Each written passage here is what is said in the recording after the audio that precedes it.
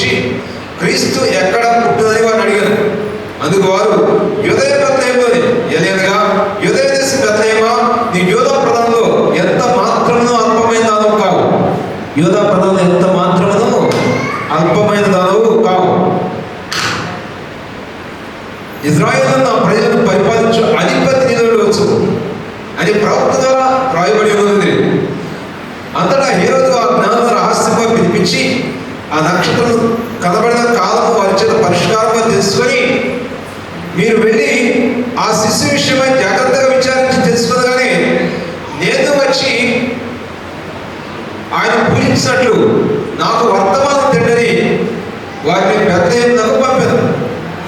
వారు రాజు మాట విని బయలుదేరి పోచుండగా ఇదిగో తూర్పు దేశంలో వారు చూసిన నక్షత్రము ఆ శిశువుని చోటికి మీదుగా వచ్చి నిలిచి వరకు వారికి ముందుగా నడిచాను.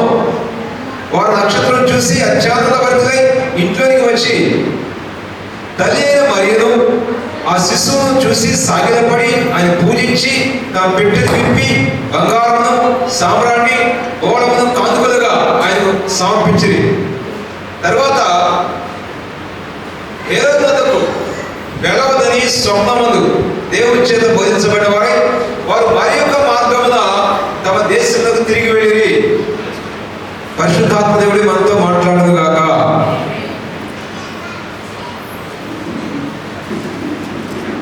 యేసయ్య ఈ భూలోకంలో ఉద్భవించినటువంటి కన్య మరియు గర్భవాసంలో జన్మించినటువంటి సందర్భాన్ని ఈ వచనాలు తెలియజేస్తూ ఉన్నాయి.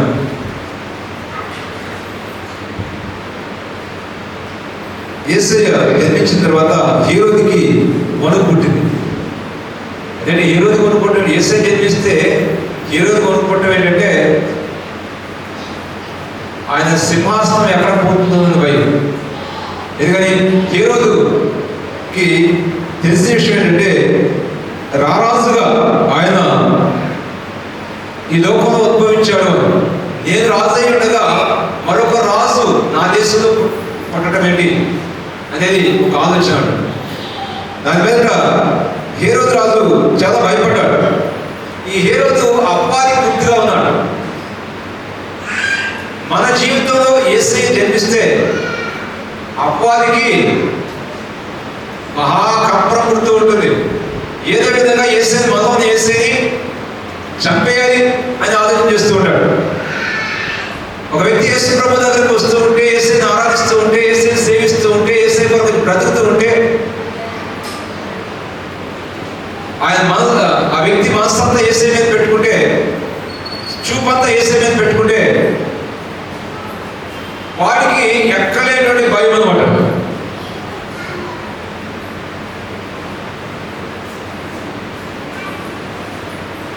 చూడు, ఇక్కడ రాజు హేరోదు లేదు యూదయ దేశ బెత్లెహేములో యేసు పుట్టిన పిమ్మట ఇదిగో తూర్పు దేశపు జ్ఞానులు యెరూషలేముకు వచ్చి యూదురాజుగా పుట్టినవాడు ఎక్కడున్నాడు, తూర్పు దిక్కున మేము ఆయన నక్షత్రం చూసి ఆయన పూజింపవచ్చునని చెప్పింది. హేరోదు రాజు ఈ సంగతి విన్నప్పుడు అతడును అతనితో కూడా యెరూషలేము వారందరూ కలవరపడి యేసయ్య పుట్టాడు అంటే సంతోషపడాలి. అది కలవరపడ్డారేంటి? కలవరపడ్డారండి. యేసయ్య పుడితే సంతోషం కలగాలి, కలవరపడ్డారు. యేసయ్య నమ్ముకున్నటువంటి నా జీవితాన్ని చూసి మా నాయన కలవరపడ్డాడు. ఇదేంటో యేసు ప్రభు నమ్ముకోవడం కొత్త కొత్త కార్యక్రమం మొదలెట్టే మాకు మా ఇంట్లో ఇప్పటి వరకు ఒక దారి పోయాం, కానీ యేసు ప్రభు నమ్ముకున్నాడండి. నువ్వు ఏదైనా చేయరా, ఏ పాపన చేయగానే యేసు ప్రభు మాత్రం నమ్ముకోవద్దని చెప్పాడు.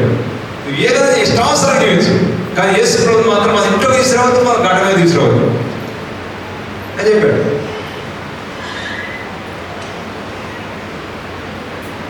ఏంటి వెలుగు చీకటి కలిసి ఉంటాయో చెప్పండి. వెలుగున్న చోట చీకటి ఉండదు, చీకటి ఉన్న చోట వెలుగు ఉండదు కదా. యేసయ్య నమ్మిన బిడ్డ వెలుగుకు గుర్తుగా ఉన్నాడు. నువ్వు యేసయ్య నమ్ముకున్నావు అంటే ఖచ్చితంగా నీ ఇంట్లోకి వెలుగు నీ ద్వారా వచ్చినట్టు లెక్క. వెలుగైనటువంటి నీ జీవితం ద్వారా అనేక జీవితాలు వెలిగించబడాలని ఆశపడుతూ ఉన్నాడు. యేసయ్య నమ్మిన నీవు నమ్మకంగా ఉంటే దేవుని దేవుని సన్నిధిలో ఎన్ని సమస్యలు వచ్చినా దేవుని కొరకు నిలబడి ఉంటే నీ ద్వారా నీ కుటుంబం అంతటిని నీ బంధువులు కూడా రక్షించడానికి ప్లాన్ చేస్తాడు. నీ కుటుంబం అంతా రక్షణకు వస్తుంది. ఏదో యేసయ్య కనుక పరిపూర్ణ నమ్ముకుని నమ్మకంగా ఉంటే, ఓ సహోదరి యేసు ప్రభు నమ్ముకుంటే ఆమె వివాహం వయసు వచ్చింది, పెళ్లి సంబంధాలు వస్తున్నాయి. పెళ్లి సంబంధాలు వచ్చే వాళ్ళు ఏమని చెప్తున్నారు, యేసు ప్రభు నమ్ముకుంటే మాత్రం మాకు వద్దు అంటున్నారు. సరే చివరికి ఒక సంబంధాన్ని కుదిర్చారు. ఏ బేసిక్లో కుదిర్చారంటే బైబిల్ మాత్రం తీసుకుని రావడానికి లేదు. పెళ్లి చేసుకుంటాం, మా కోళ్ళగా చేసుకుంటాం మేము, కానీ బైబిల్ మాత్రం తీసుకురాకూడదు అని చెప్పారు. సరే బైబిల్ అయితే తీసుకురావద్దన్నారు, కానీ యేసు ప్రభుని తీసుకురావద్దన్నా అని చెప్పలేదుగా. ఇవి హృదయంతో యేసు ప్రభుని వస్తుంది, వెళ్ళింది అత్తగారికి. వెళ్ళిన తర్వాత ఆ ఇంట్లో ఎక్కడ ప్రార్థన చేసుకోవడానికి స్థలం లేక బాత్రూమ్లో ఆ ట్యాప్ వదిలి ఆ ట్యాప్ శబ్దంలో దేవుని స్థలం ప్రార్థన చేసుకునేదట. కాలానుగుణంగా మందిరంలో అత్త మామ భర్త అందరూ నిలబడి చెప్పిన సాక్ష్యం ఏంటంటే, మా కోడలు మా ఇంటికి వెలుగు తీసుకొచ్చింది. కూడా చెప్పడం హల్లెలూయా. యేసు ప్రభువు నమ్ముకున్న బిడ్డగా నీ ద్వారానే వెలుగు నీ ఇంట్లోకి, నీ ద్వారానే రక్షణ ఇంట్లోకి, నీ ద్వారా చేసే నీ ఇంట్లోకి అడుగు పెట్టాడు. నీవు నమ్మకంగా నిలబడితే నిశ్చయ దేవుడు తన కార్యం జరిగించుకుని వెళ్ళిపోతాడు. నరపుత్రుడా, నువ్వు సరిగా నిలబడు, నువ్వు సరిగా నిలబడు, నీ ద్వారా కార్యం జరిగిస్తాం. యేసు ప్రభు నమ్మకం పేరు కొంతమందికి లోకస్తులు పెట్టాలంటే ఇటు లోకం ఇటు దేవుడు, ఇటు లోకం ఎక్కువ దేవుడు తక్కువ. పరిపూర్ణంగా మనం ఒకవైపు వచ్చి నేను యేసు ప్రభు మా నాయన అన్నాడు కదా వెనకాల వచ్చి, అరే యేసు ప్రభు వదిలిపెట్టరా, ఎందుకు యేసు ప్రభు పట్టుకొని మమ్మల్ని బాధపడతాము. నేను చెప్పాను, నాయన నేను తిరిగి వచ్చే ప్రసక్తి లేదు. ఆయన వెనకాలన్నాడు, నేను ముందు ఇటు తిరిగి ఉన్నాను, ఆయన నీ వెంబడి వచ్చే ప్రసక్తి లేదు చెప్పి, ఏ రోజు లేదు నా వెంబడి రావాలని చెప్పి. ఖచ్చితంగా మా నాయన ఆయన కూడా వచ్చాడు, కోదాడ సాక్షి చెప్పాడు. యేసుక్రీస్తు నిజమైన దేవుడు అని. ఆయన చనిపోయే ముందు అనారోగ్యంతో ఉన్నప్పుడు మా ఊరు ఉన్నటువంటి మా కులదేవర ఏదో ఒక వ్యక్తి మీద పూర్వకంగా వచ్చి ఇంటి చుట్టూ తిరిగినాడు. ఓ రౌండ్ కొడుతూ పెద్ద పెద్ద కేకలేస్తూ, ఒరే రామయ్య నేను చంపేకపోతున్నాను. మా నాయన అన్నాడు కదా, నేను చచ్చిన వాళ్ళే కానీ యేసు మాత్రం వదిలిపెట్టాను. యేసయ్యని ఇచ్చేదేమో నేను తెలుసుకున్నాను. నేను చనిపోయిన పర్లేదు, యేసు మాత్రం వదిలిపెట్టడం అని చెప్పి అప్పటి పడిపోయినాను. అంటే వాళ్ళు తీసుకున్న తీర్మానాన్ని బట్టి అపవాది మన జీవితాలు ఏ విధంగానో పనిచేయడు. యేసు నిలబడితే ఇచ్చే దేవుడు తన కార్యం జరిగిస్తాడు. ఎలా నిలబడాలి? చక్కగా నిలబడాలట. ఓ మంచి క్రైస్తవుడుగా నిలబడాలి. చూడు ఒకసారి పేతురు రాసిన పత్రిక పేతురు రాసిన 2 పత్రికలు ఈ మధ్య ఎక్కువగా ధ్యానిస్తూ వచ్చారు. పేతురు రాసిన మొదటి పత్రిక ఏం చెప్తుంది అంటే, బయట నుంచి వచ్చేటువంటి సమస్యలు, వెలుపల నుంచి సమస్యల గురించి మాట్లాడుతూ వచ్చాడు. సంఘం మీదకి వెలుగుండి వచ్చే సమస్యల గురించి, హింస గురించి మాట్లాడుతూ వచ్చాడు. ఎందుకు అసలు ఈ పత్రిక రాయాల్సి వచ్చింది అంటే, ఆసియా మైనర్లో క్రైస్తవులు అనిపిస్తున్నటువంటి హింసలో స్థిరంగా మీరు నిలబడాలి అంటూ ప్రోత్సహిస్తూ రాశాడు. ఆసియా మైనర్లో ఉన్నటువంటి అక్కడ మీరు చదవండి 2వ వచనంలో, పొంతు, గల్తీయా, కప్పదోకియా, ఆసియా, బెతునియా అను దేశములను చెందిన వారు చేరిన యాత్రికులకు శుభాకాంక్షలు రాయాలి. ఎవరు రాస్తున్నాడు అంటే, ఈ పొంతు, గల్తీయా, కప్పదోకియా, ఆసియా, బెతునియా ఈ విధంగా ఈ ప్రాంతాల్లో ఉన్న క్రైస్తవులు భయంకర నుండి హింస వచ్చింది. ఎందుకు హింస వచ్చింది? అలాంటి రోమా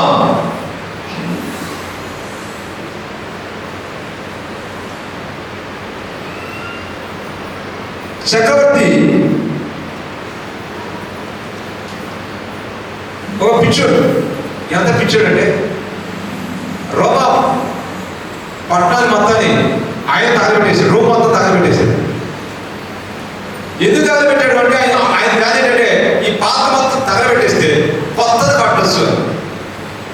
ఆ తగలబెట్టే కార్యక్రమంలో చాలా సనాతన దేవాలయాలు కూడా, సనాతన గృహాలు కూడా తగలబడిపోయింది. అంటే పురాతనంగా గుర్తుంచుకోవడానికి ఉంచేటువంటి ఆ స్థలాలు కూడా తగ్గించిపోయింది. కానీ ప్రజలందరూ కూడా తిరగబడ్డారు.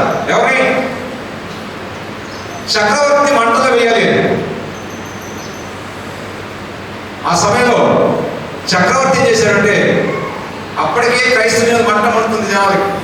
వీళ్ళు ఎక్కడో కాని మతాన్ని తీసుకొని ప్రకటిస్తున్నారు. ఇదిగో మనం ఆరాధించేటువంటి ఈ ఎన్ని కూడా దేవుడు కాదట, యేసుక్రీస్తు నిజమైన దేవుడట. ఆయన ఇక్కడ ఉండగా కింద కూర్చున్నాను. ఆరాధన అయిపోయిన తర్వాత ఓ సహోదరుడు వచ్చాడు. పాస్టర్ గారు, మీ యేసుక్రీస్తు నాకు ఎంత అభిమానం చూడన్నా అని సెలవు ఓపెన్ చేశారు.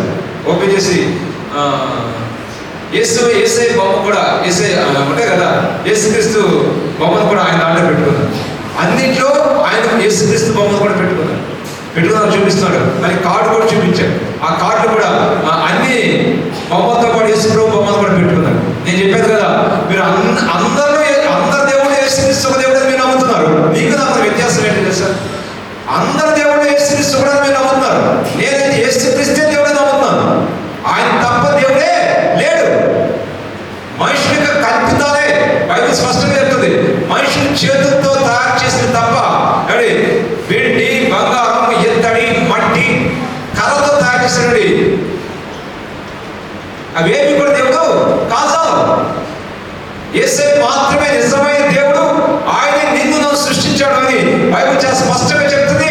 నీవు నేను పాపమయుడుగా ఆయన లోకానికి వచ్చి తన సొంత రక్తాన్ని పుణ్యంగా దానుగా బలిగా కల్పించి నా పాపాన్ని పరిహరించాడు అని చాలా స్పష్టంగా దివ్య గ్రంథం, ప్రపంచంలో ఉన్న అన్ని దేశాలు చదవబడే గ్రంథం. కొన్ని దేశాలు యేసుప్రభువును నమ్ముకున్నాయి. యేసుప్రభు సిలువ సమాధి చేసి యేసుప్రభు చరిత్ర అయిపోయింది అనుకున్నారు. సమాధితో యేసుక్రీస్తు చరిత్ర క్లోజ్ అనుకున్నారు ప్రపంచం అంతా. కానీ ఆ సమాధి చేయించి తిరిగి లేచాడు యేసయ్య అంటానికి సజీవ సాక్ష్యం యావత్ ప్రపంచ క్రైస్తవ సంఘం. ఇదొక ఏ దేశం వెళ్ళినా కొన్ని దేశాలు యేసుప్రభువును ఆరాధిస్తూ ఉన్నాయి. యూరోప్ కంట్రీలో 40 దేశాలు, కొన్ని దేశాలు మొత్తం ఆరాధన ఆదివారం వచ్చిందంటే మందిరాలు నిండిపోతాయి. ఈ రోడ్ల మీద నిలబడిపోతే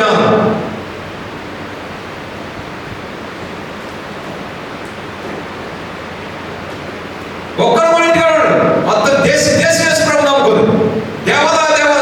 క్రైస్తవ దేవాలయ మరేది కాదు. అంత యేసుక్రీస్తు ఏం చేశాడని అంతమంది యేసుప్రభువును నమ్మిస్తున్నారు. కొన్ని కోట్లు వేసి ముద్రగా పెట్టి ఈ ప్రపంచ ఎలక్షన్ పెడితే యేసయ్యే ఈ ప్రపంచానికి చక్రవర్తి అవుతాడు. Is not a aerial god, is a global god. ప్రపంచవ్యాప్తంగా ఆరాధించబడే దేవుడు ఆయన. ఏదో ఒక గుళ్ళలో ఒక్కదానికో మతానికి చెందిన దేవుడు కాదు ఆయన. Is a global God. Jesus Christ is lord of all. ఎందుకంటే అందరి చేత ఆరాధించబడుతుందంటే ఆయన అందరి కోసం వచ్చాడు. మనిషిని ప్రతి ఒక్కరి కోసం వచ్చాడు. మనిషిని ప్రతి ఒక్కరి కోసం ప్రాణం పెట్టాడు.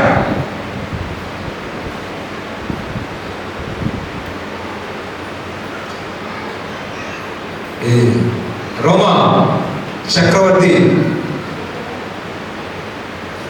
అప్పటికే క్రైస్తవులు అంటే మంటుంది కాబట్టి తను తీసి మంటలేస్తారు అనే ఉద్దేశంతో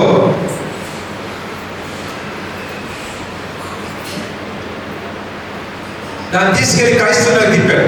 ఇది నేను కాదు చేసింది, ఇదంతా క్రైస్తవులే చేశారు అని. వెంటనే క్రైస్తవ హింస అలాగే ఏం చేయలేదు. క్రైస్తవుని హింసించడం ఆరంభించారు. భయంకరంగా హింస ఆరంభించబడింది. ఎంత హింస అంటే మీకు ఈజీగా అర్థమయ్యేట్టు చెప్తాను. వాళ్ళు విందు చేసుకోవాలనుకున్నారు అనుకోండి, రాత్రిపూట నైట్ టైంలో విందు చేసుకోవాలనుకుంటే క్రైస్తవులను ఒక 4-5 తీసుకొచ్చి వాళ్ళు తారు పూసేవారు. తారు స్తంభాన్ని కట్టి 4 పక్కన స్తంభాలు కట్టేసి నిప్పంటించేవారు. ఆ తారు అలా కాలిపోతూ ఉంటే ఆ వెలుగులో వెళ్ళి తాగి విందు చేసుకునేవారు. ఒక 50,000 మంది కూర్చోండి ఒక ఆట స్థలం ఉంటే ఆ ఆట స్థలంలో తీసుకొచ్చి వాళ్ళ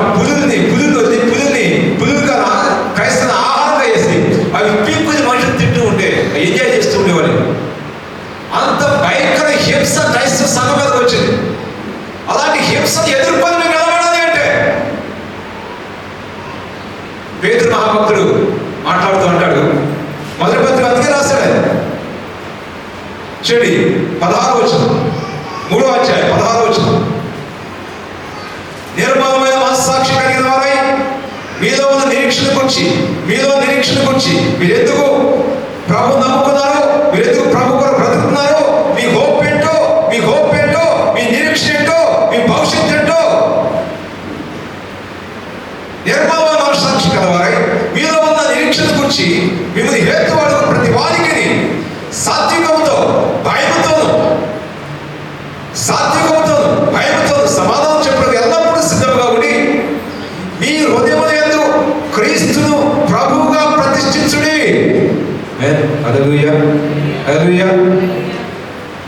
బయట నుంచి ప్రతి సమస్య వెలుగై ఉన్న నీ మీద, యేసు ప్రభు నమ్మకం నీ మీద, యేసు ప్రభు నమ్మకం నా మీద దాడి జరిగింది. రకరకాల మాటలు బైబిల్ సిపారేయడం, యేసు ప్రభు నమ్మకం ఊరంతా రౌండప్ చేసి ఏంట్రా యేసు ప్రభు నమ్మకం వెలుగురా అది క్వశ్చన్ చేయటం, ఈ గడ్డ మీద క్రైస్త వివాహం జరగడం వీలేదు అని శాసనం చేయటం, ఇలాంటి అన్ని జరిగినాయి. ఏదో విధంగా అపవాది నన్ను వెనక్కి లాక్కెళ్ళాలని నా చుట్టూ రక్త సంబంధికుని ప్రేరేపించి నన్ను లాగాలని ప్రయత్నం చేసింది. కానీ యేసయ్య నమ్ముకుని మీరు నిలబడ్డాం, సేవకుడు నిలబడ్డా మీ ముందు విశ్వాసం కాదు, ఆత్మీయ ఎదిగి దేవుడి వాక్యాన్ని ధ్యానించి నిలబడ్డాను కాబట్టి ఈరోజు ఇక్కడ నిలబడ్డాను. ఇదంతా జరగాలంటే నీ జీవితం జరగాలంటే సమస్య ఏ రూపంలో ఉన్న రూల్ ఫర్ ఆల్ రూల్ మాత్రమే. ఆ రూల్ ఏంటంటే పేతురు అంటాడు కదా, చూడక్కడ ఆ మాట అర్థం చేద్దాం. మీ హృదయములందు చెప్పినంత, మీ హృదయములందు క్రీస్తును ప్రభువుగా ప్రతిష్ఠించుడి. అందరూ మీ హృదయములందు క్రీస్తును ప్రభువుగా ప్రతిష్ఠించుడి. కెమెరా దగ్గర ఉండాలి, పెట్టి తిప్పేది వదిలిపెట్టాలి. కెమెరా తిప్పడతాం, ఓకేనా?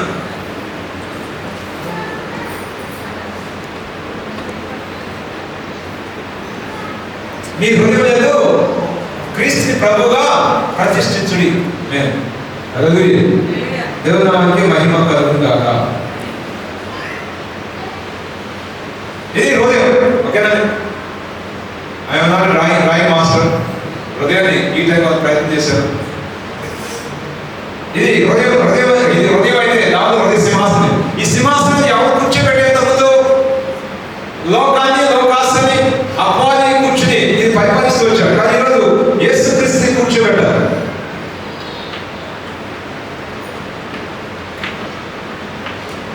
యేసుక్రీస్తు సింహాసనం కూర్చోబెట్టారు.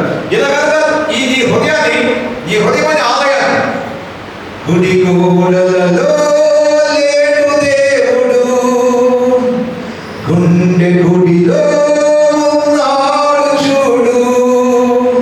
గుడి గోడలలో లేడు దేవుడు, గుండె గుడిలో ఉన్నాడు చూడు. దేవునికి నిజమైన దేవాలయం నీ హృదయమే. నీ హృదయమే దేవునికి ఆలయమై ఉంది. అది నీ హృదయమైన ఆలయాన్ని దేవునికి ప్రతిష్ఠ చేయండి అంటాడు పెద్ద మహాభక్తుడు.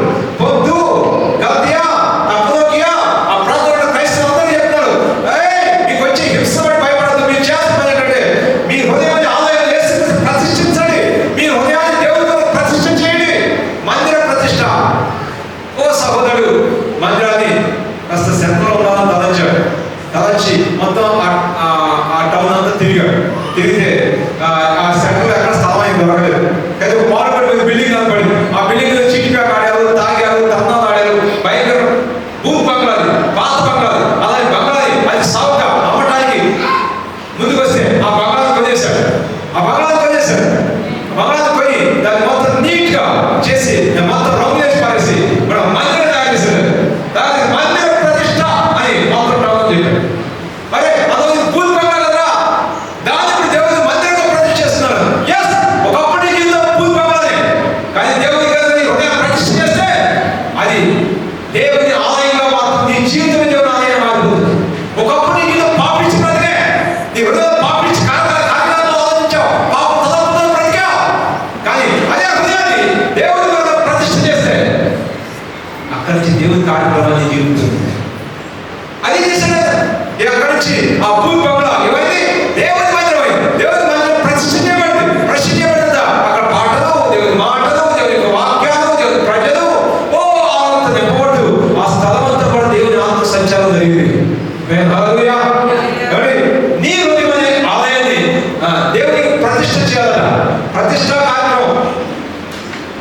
ప్రతిష్ట కార్యక్రమం.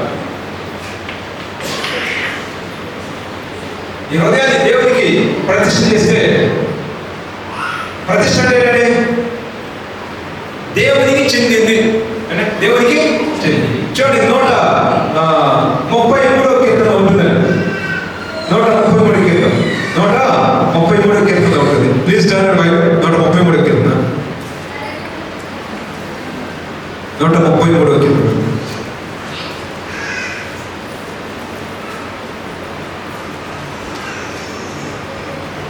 అది తల మీద పోయబడి అహరోను గడ్డ మీదుగా కాలి అది అంగీల అంచు వరకు దిగుతారు. పరిమళ తైలం అనే ఉండదు.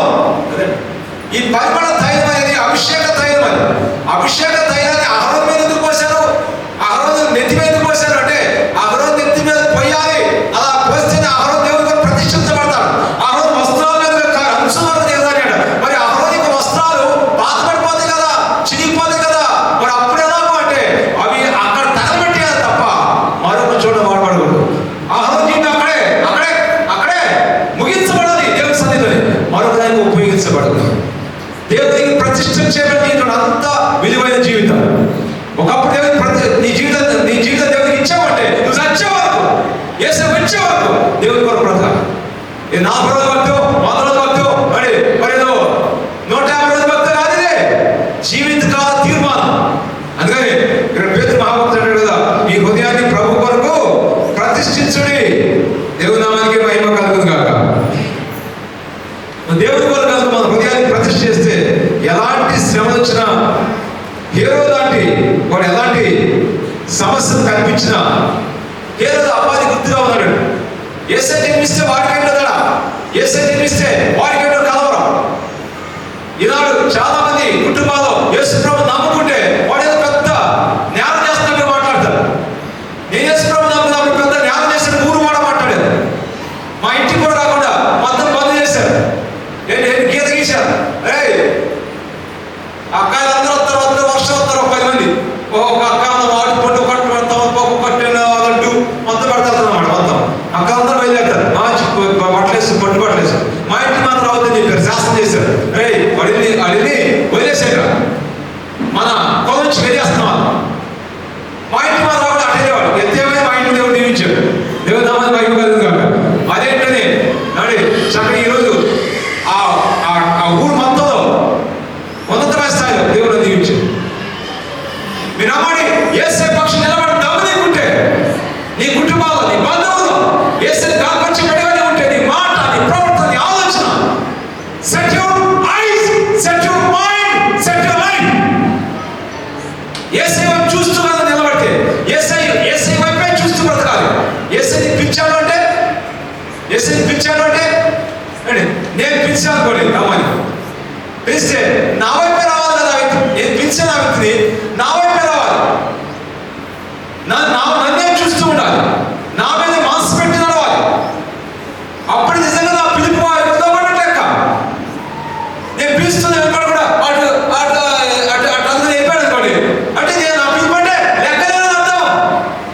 దేవుడు వ్యక్తిని పిలిచాడు అంటే set our eyes, set your mind, set your life. దేవుని కొరకు నీ జీవితం సిద్ధం చేసుకోవాలి. అప్పుడే దేవుని కార్యాన్ని నువ్వు చూస్తావు. అరే ఎటేంటట చూపులన్నీ నా లోకం మీద, నాకంతా యేసు ప్రభువు.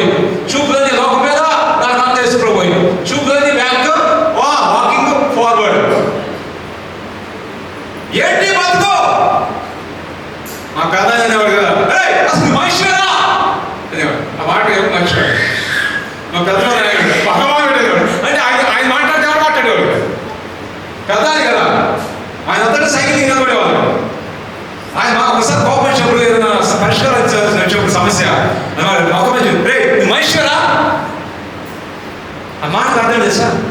నువ్వు క్రీస్తుతో కూడా లేకపోవడం పత్రికలు ఒకటి చెప్తుంది కదా, మీరు క్రీస్తుతో కూడా లేకపోయిన వారైతే కొలసి పత్రిక 3:1 ప్లీజ్ టర్న్ బైబిల్. కొలసి పత్రిక 3వ అధ్యాయం 1వ వచనం. మీరు క్రీస్తుతో కూడా లేకపోయిన వారైతే ఎట్టోదన్నమాట, శాంతిగా లేదు. మీరు క్రీస్తుతో కూడా లేకపోయిన వారైతే నువ్వు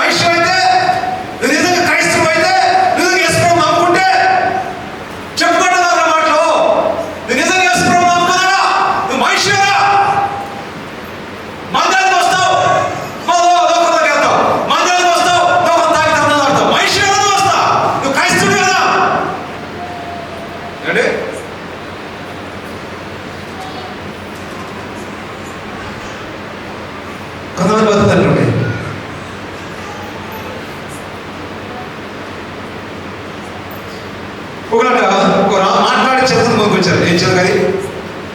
ఏం చిలక? మాట్లాడే రామ చిలక కొనుక్కొచ్చి మందిరం దగ్గర పెట్టారట.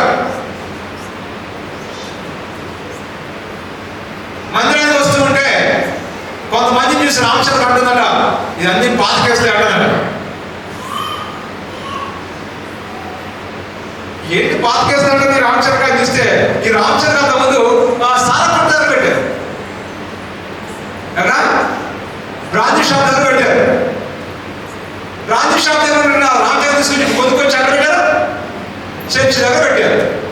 వాళ్ళు చూసాడంట, ఎన్ని పాతకేస్తాడు, అక్కడ బ్రాంచ్ షాప్ దగ్గర వచ్చి కేసు అక్కడ వస్తాడు. ఆ తాగేవాడు ఇక్కడ వచ్చి కూర్చున్నాడు. అరే నువ్వు మనిషి కదా, మా పెద్ద అన్నమాట.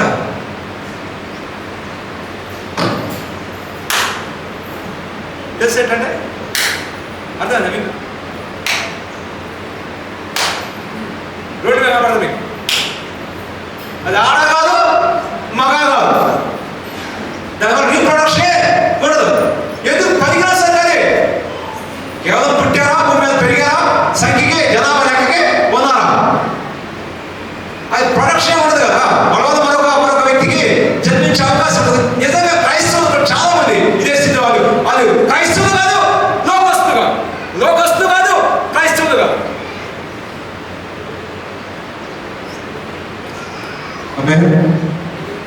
అటు ఇటు కాకుండా ఉండే శ్రద్ధం, అటు ఇటు కాకుండా ఉండే శ్రద్ధం ఎందుకు అర్థం కాదు. నిజంగా యేసు ప్రభువు నమ్మకం నిలబడి నా దేవుడు దీవిస్తాడా, నా దేవుడు ఆశీర్వదిస్తాడా, నా దేవుడు తోడేయలేదా? నేను అన్ని కుటుంబాల నుంచి ప్రభువు నమ్ముకున్నాను. యేసు ప్రభు అంటే ఎవరో కుటుంబం, అది ఎవరో ఊరు, అది నా ఊరు యేసు ప్రభు ఎవరదు, నా కుటుంబం యేసు ప్రభు ఎవరదు. మొట్టమొదటి యేసు ప్రభు నమ్ముకుని యేసు ఖర్చు నిలబడితే యేసు అద్భుతం చేయలేదా? ఏమండి 18 సంవత్సరాల క్రితం ఏమండి ఈ కారులో పెట్టాను, అప్పటి నుంచి కారు నుంచి తెచ్చలేదు. అంత దీవించాడు ఆయన. మా నాయన అన్నాడు కదా, అరే నువ్వు చదువుకుని సైకిల్ వెళ్తారా, సైకిల్ పోయి వెళ్ళిపోయాడు. అరే నీకు బండి వెళ్తారా, బండి కూడా పోయి వెళ్ళిపోయాడు. నీకు బండి పోయి కారు వెళ్తాడు నాకు కాదు. నా పరమ తండ్రి మాత్రం నమ్మకంగా బ్రతికితే దీవెన వెంటనే చెప్పాడు. నిజం ముందు రోజండి, నమ్మకంగా పడురా, నమ్మకంగా పడి నా కోసం దీవెన వెంటనే ఎదిగిస్తానని చెప్పాడు. ఈ భూమి మీద ఎవరైనా సరే యేసు ప్రభు నమ్ముకుని ప్రపంచవ్యాప్తంగా చాలా నిలబడ్డాడు. ఈ భూమి అంచుల వరకు ఎవరు యేసు ప్రభు నమ్ముకుని యేసు కోసం నమ్మకంగా పడి ఉంటే ఎన్ని హింస వచ్చా సరే, అదే అంటున్నాడు, మీ హృదయం ముందు యేసుని ప్రతిష్ఠించండి. దిగంతుల వరకు మీరు ఎక్కడున్నా సరే యేసు మీ హృదయంలో ప్రతిష్ఠిస్తే ఖచ్చితంగా దేవుడి ముందు జీవిస్తాడు. అరే చచ్చిపోయింది మాత్రమేరా, చచ్చిపోయింది పాలకు అందరు. దయ్యాల సభ జరిగినాడు. ఆ సభలో కొన్ని దయ్యాలు చెప్తాడా, నేనేం చేశాను మీకు తెలుసా, క్రైస్తవులందరూ ప్రార్థన చేస్తుండగా ఆ అభిమానాన్ని కూల్చేశాను. ఇంకొక దయ్యం వచ్చి నేనేం చేశాను మీకు తెలుసా, క్రైస్తవులు ఇదిగో ఈ విధంగా ప్రార్థన చేసుకుంటూ ఉండగా ఆ ప్రార్థన మందిని కూల్చేశాను. అబ్బాయి అన్నాడట, దాని వల్ల ఉపయోగపడిన పిచ్చోడారా అన్నాడు. అబ్బాది కదా ఏమని, దాని వల్ల ఉపయోగపడిన పిచ్చోడారా, అంతే పరమపడతారు. అరే విమానం గురించి చెప్పేస్తే పరమపద ఉంటారు, నువ్వు మందిరం గురించి చెప్పేస్తే పరమపద ఉంటారు. దానివల్ల ఏం ఉపయోగం మనకు అన్నాడు. మరి ఇంకొక దైవం వచ్చాడట, ఇది ఏం చేస్తాడంటే ప్రార్థన చేసుకున్న ఒక వ్యక్తిని దిగజార్చాడు, దేవుని మందిరానికి కూడా ఒక వ్యక్తిని దిగజార్చాడు. వెంటనే అపోవాలను తీసుకొచ్చి అందరూ నిలబెట్టి చప్పుడు ఇవి చేసింది కట్రా, వాడి మందిరాలు కూడా చేశాడు, ప్రార్థన చేసుకుని మనస్థాపన చేశాడు, వీడు నరకానికి వెళ్ళిపెట్టి చేశాడు. ఎవరు నరకానికి వెళ్తాడు? మందిరానికి వచ్చే మనసు ఉండడానికి, మందిరానికి వచ్చే మనసు ఉండడానికి, ప్రార్థన చేసుకుని మనసు ఉండడానికి. అది ఎవరు చేశాడు? దైవం చేసింది. ఆ దైవం ఆత్మీయ దిగజార్చి అగ్ని గుండానికి తీసుకెళ్ళిపోతుంది. అగ్ని దయ్యాలో దైవం అయిపోతున్నాడు. కానీ ఏసే నమ్మకం హృదయాల్లో ఏసే ప్రతిష్ఠ చేస్తే నువ్వు చచ్చినవయ్యే బతికినవయ్యే, నువ్వు చచ్చినవయ్యే బతికినవయ్యే.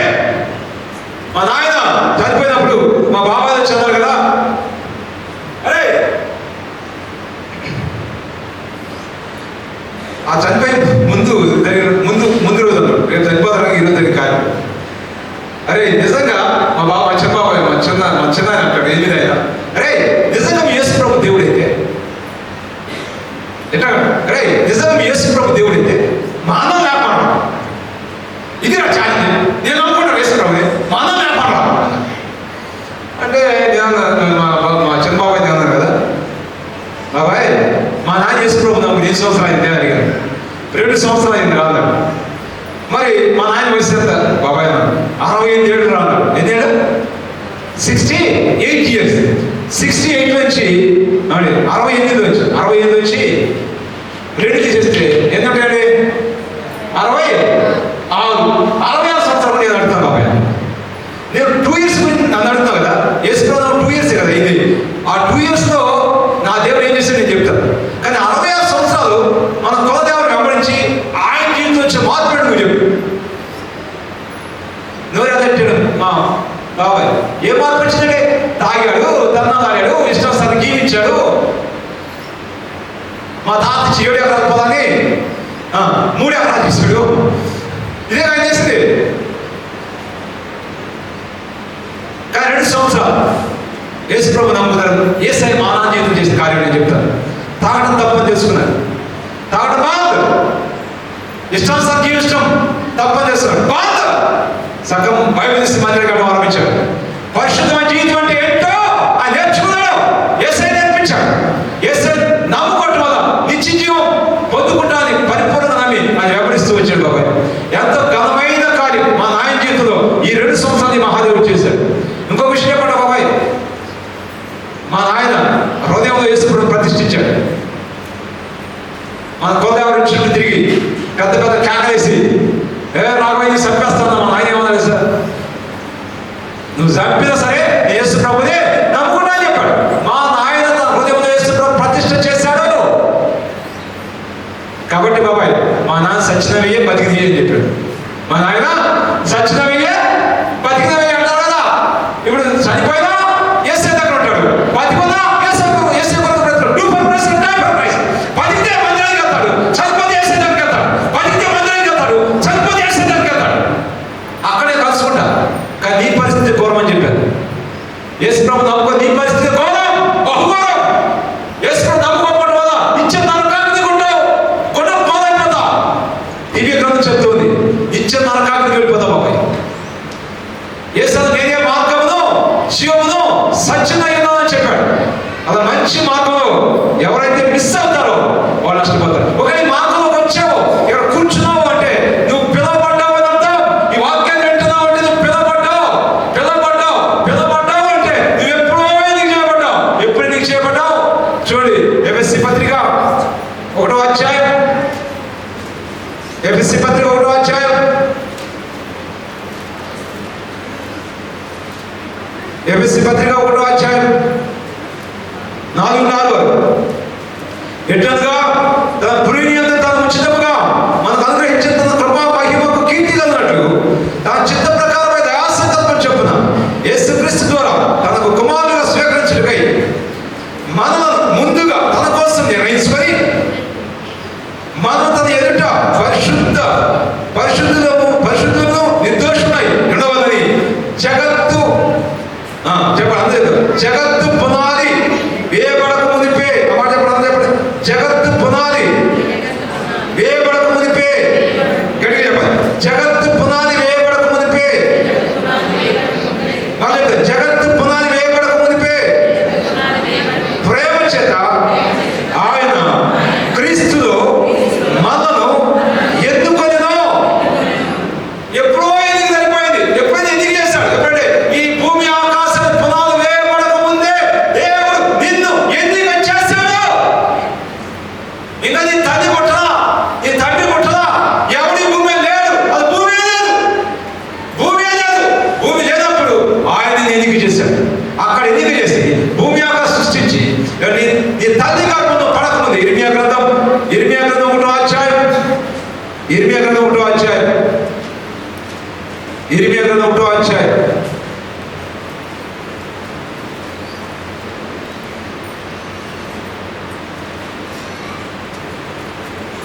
4-5 వర్షాలు. యెహోవా వాక్కు నాకు ప్రత్యక్షమయ్యేలాగా సెలవిచ్చెను. గర్భములో నేను నిన్ను రూపింపక మునిపే అనలేదమ్మా. గర్భములో నేను నిన్ను రూపింపక మునిపే నిన్ను ఎరిగితిని. గర్భములో నేను నిన్ను రూపింపక మునిపే నిన్ను ఎరిగితిని. నీవు గర్భము నుండి బయలుపడక మునిపే నేను నిన్ను ప్రతిష్ఠించి తిని. ఇంకా తల్లి గర్భం పడకముందే ఆయన నిర్ణయించాడు, ఎన్నిక చేశాడు. హల్లెలూయా, హల్లెలూయా. అంత దివ్యమైన ప్రణాళిక ఆయనకు ఉంది. అలాంటి నిన్ను ఇక్కడ తీసుకొచ్చి ప్రణాళికబద్ధంగా జగత్తు పునాది వేయబడకు నీ భూమి ఆకాశం లేనప్పుడు నేను ఎన్నుకొని తల్లి గర్భంలో పడకు నేను ఎన్నుకొని ఆయన ఎదురు చూస్తూ ఎప్పుడు నా కుమారుడు ఈ భూమి మీద వచ్చి నన్ను ఆరాధించే బిడ్డగా, నన్ను ఆరాధించే కుమారుడుగా, సేవించే కుమార్తెగా ఎప్పుడు నా బిడ్డలు ఉంటారని ఆయన ఎదురు చూసి మరి రైట్ టైంలో మధ్యలో తీసుకొచ్చాడు. మధ్యలో కూర్చోబెడితే అదేదో క్యాజువల్గా వచ్చినట్టుగా, అదేదో ఎవరో చెప్తే ప్రభు నమ్ముకున్నట్టు ఫీల్ అవుతూ ఉంటాం. ఎవరో చెప్తే ప్రభు నమ్ముకోవడం కాదు, ఇక్కడ నువ్వు కూర్చున్నావంటే ఖచ్చితంగా అది అద్భుతమైన దేవుని యొక్క దయాపూర్వక సంకల్పం. ఆ దేవుని యొక్క దయాపూర్వక సంకల్పం. దాన్ని ఎవరు చదవబడ్డాడు, నిన్ను మనసులో పడగొట్టలేదు సరే అది నిశ్చయం తీసుకుంటాడు. చెయ్యి పట్టుకుని నడిపించుకొని ఇదే నువ్వు కాదని వేసుకోవద్దని నువ్వు మధ్య రాదని ఎగరగొట్టినా నేను ఎక్కడ కొట్టాలో అక్కడ కొట్టి మనసులో పడగొట్టి మరి నేను నిశ్చత్వం తీసుకెళ్తాడు. ఇది ఎన్నిక చేసిన దేవుడు, నమ్మదగిన దేవుడు, విడిచిపెట్టి దేవుడు కాదు. ఒక భార్య భర్తలు వివాహకుడు వాగ్దానం చేస్తుంటారు, మాన పర్యంతం నేను నీతో ఉంటాను అని చెప్తాడు. మధ్యలో విడిచిపెట్టి వెళ్ళిపోతాడు అన్నమాట. ఏంట్రా నీ భార్య విడిచిపెట్టావంటే దేవుడు అలాంటి వాడు కాడు, దేవుడు అలాంటి వాడు కాడు. నిన్ను ఎన్నిక చేశాడు ఎప్పుడు? జగత్తు పునాది వేయబడక ముందే నిన్ను ఎన్నిక చేశాడు. ఎప్పుడు? తల్లి గర్భంలో రూపుదిద్దబడక ముందే నేను ఎరిగి ఉన్నాడు ఆయన. అంత సుదీర్ఘమైన ప్రణాళిక దేవుడు ఈ రోజు నిలిచిపెడతాడా? ఎన్ని లక్షల సంవత్సరాలు దేవుడి కొరకు ఎదురు చూశాడు. ఈ మధ్యలో ఉంటావు, ఈ మధ్యలో కూర్చుంటావు, దేవుడు ఆరాధిస్తామని ఎన్నో లక్షల సంవత్సరాలు ఎదురు చూసి దేవుడు ఆఫ్టర్ ఆల్ 60-70 సంవత్సరాలు నేను నడిపిస్తాడా? ఆఫ్టర్ ఆల్ 50 సంవత్సరాలు నడిపిస్తాడా? ఈజీగా ఆయన సమర్థుడు. అయితే నువ్వు చేయాల్సిన పని ఏంటంటే మానవ టైప్ చేయగలడు. తాతయ్య మనవడు నడిచేస్తుంటే తాతయ్య చేయి పట్టుకున్నాడు, మనవడు పట్టుకుని కంతో నడిచిన తర్వాత తాత చేయించి పెట్టేది బరాబర పరిగెత్తి జారి పట్టులో పట్టాడట. మళ్ళీ దులిపేసాడు, పట్టంతా దులిపేసి అరే గట్టిగా పట్టుకోవాలంటే మళ్ళీ కొంచెం మళ్ళీ చేతులు పెట్టేసి మళ్ళీ బండికి జారి పట్టాడు. మళ్ళీ తాతయ్యేది మొత్తం దులిపేసి అరే చేయి గట్టిగా పట్టుకోరా, ఎందుకు విడిచిపెట్టేస్తావు నువ్వు అంటే మళ్ళీ కొంచెం దొరుకుతుంది, మళ్ళీ విడిచిపెట్టి వెళ్ళిపోతున్నట్టు. అలా చేయకు. చిన్నపిల్ల బీఏకి చేయకుండా డూలేకి చేయ. నువ్వు చిన్నపిల్లవాడు వల్ల ఉండాలి, కానీ చిన్నపిల్ల చేస్త మాత్రం చేయకూడదు. ఏసరి గట్టిగా పట్టుకో, నువ్వు సత్యాన్ని గట్టిగా పట్టుకో. రెండవ పత్రిక చెప్పే మాట అదే, నువ్వు సత్యాన్ని గట్టిగా పట్టుకోవాలి. మొదటి పత్రిక ఏమన్నా హృదయంలో వేస్తే ప్రతిష్ఠించు. రెండవ పత్రిక ఏమన్నా నువ్వు పట్టుకున్న సత్యం చాలా గట్టిగా పట్టుకోవాలి నాయన. సంఘంలో చాలా దుర్బోధ వస్తూ ఉంటారు, రకరకాల బోధ చేస్తూ ఉంటారు. ఆ బోధ అన్నింటినీ తట్టుకుని సంఘంలో నిలబడాలంటే రకరకాల మాటలు చెప్తుంటారు.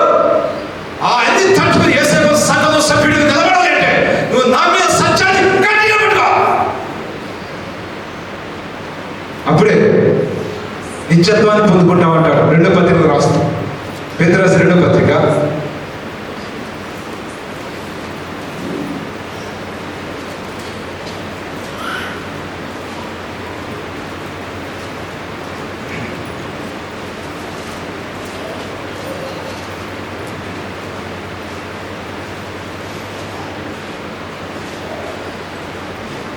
1వ అధ్యాయం 5వ వచనం.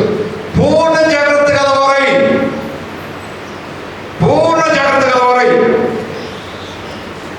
తర్వాత 10వ వచనం. మరి జాగ్రత్త పడి తర్వాత 3వ అధ్యాయం 12వ వచనం. ఎంతో జాగ్రత్త గలవారై తర్వాత 3వ అధ్యాయం 14 వచ్చింది. జాగ్రత్త పడి, నిందారైతులు కనబడినట్టు జాగ్రత్త పడి. ఎందుకు ఈ పత్రికలో ఎక్కువసార్లు పూర్ణ జాగ్రత్త కలవారై ఉండండి. ఎందుకు పూర్ణ జాగ్రత్త అంటే మీ పిలుపు విషయమైనటువంటి జాగ్రత్త కలిగి ఉండండి. నేను దేవుడు చేత పిలువబడ్డాను, నేను దేవుని చేత ఎందుకు చేయబడ్డాను అదే నిర్ధారణ కలిగి నువ్వు బ్రతకాలి. నెక్స్ట్ మరోసారి అన్నాడు, మీరు జాగ్రత్తగా ఉండండి. ఎందుకు జాగ్రత్తగా ఉండాలి అంటే యేసయ్య రెండవ రాకడ గురించి కనిపెట్టుకుని జాగ్రత్తగా ఉండండి. మొట్టమొదటి రాకడ ఆయన గొర్రె పిల్ల వలె వచ్చాడు, మీకోసం ప్రాణాన్ని పెట్టి మీ పాపాన్ని పరిహరించి నువ్వు సంఘంగా కూర్చోబెట్టాడు ఆయన. రెండవ రాకడ ఎందుకు రాబోతున్నా సార్? కొదమస్యమంగా రాబోతున్నాడు. నీ జీవితాన్ని ఆయన ఖచ్చితంగా పరీక్షిస్తాడు అగ్నితో. కాబట్టి జాగ్రత్త కలిగి బ్రతకండి అంటూ రాశాడు. మరి చివరిగా జాగ్రత్త కలిగి ఉండమని ఎందుకు చెప్తాడు అంటే, అరే మీరు పిల్లబడ్డారు, నిశ్చిత కలిగి ఉన్నారు, రెండో రాకడ కనిపెడుతూ బతికారు, వెల్ గుడ్. మరి మూడోది ఏంటి చెప్పంటారా? దేవుని ఎదురు నిలబడబోతున్నారా? మీరంతా నిందారహితులుగా ఉండాలి, నిష్కలంకులుగా ఉండాలి, ముడత లేకుండా ఉండాలి, డాగు లేకుండా ఉండాలి. మీ బ్రతుకులు దేవునికి భయంకరంగా ఉండాలి. అంటే మీరు జాగ్రత్త కలిగి సత్యాన్ని గట్టిగా పట్టుకోండి. మీరు ఎక్కడ నిలబడా సరే సిగ్గుపడక మొట్టమొదటి మీ హృదయంలో యేసుని ప్రతిష్ఠ చేశారు. రెండోదిగా ఆయన రాకడ వరకు కనిపెడుతూ ఉన్నారు. మీ పిలుపు విషయం నిర్ధారణ మీరు రాకడ వరకు కనిపెడుతూ ఉన్నారు మీరు. అంతేకాదు మీరు ఎంతో నిష్కలంకులుగా దేవుని ఎదురునే కనపడాలి, దేవుని ఎదురునే కనపడాలి, దేవుని ఎదురునే నిలబడే రోజు ఉంటుంది, నా జీవితాన్ని పరీక్షించే రోజు ఉంటుంది అని భయం కలిగి జాగ్రత్త కలిగి బ్రతుకుతున్నారా? కాబట్టి నిశ్చయంగా నిత్యత్వాన్ని పొందుకుంటారు. 100 అయినా 106 అయినా అటు 10,000 మంది, ఇటు 1000 మంది, అటు మెట్టలు, ఇటు కొండలు తత్తరిన దేవుని కృప మిమ్మల్ని విడిచిపోదు అని చెప్తూ ఉన్నాడు. ప్రార్థన చేద్దాం.